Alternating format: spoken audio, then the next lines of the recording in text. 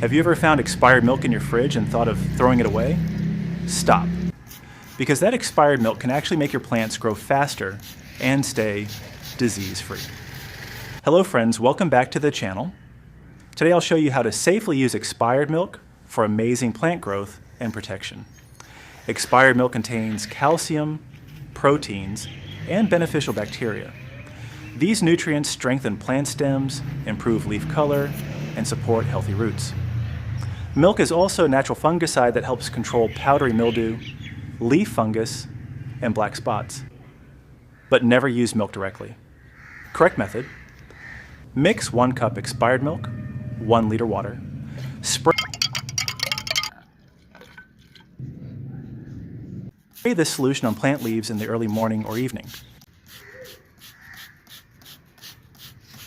You can also pour a small amount near the roots once a month only. Best for vegetables, flowering plants, and indoor plants. Use every 7 to 10 days for disease control and once a month for growth. So next time you see expired milk, don't waste it. Use it for healthier, greener plants. Like, subscribe, and comment which plant you'll try this on.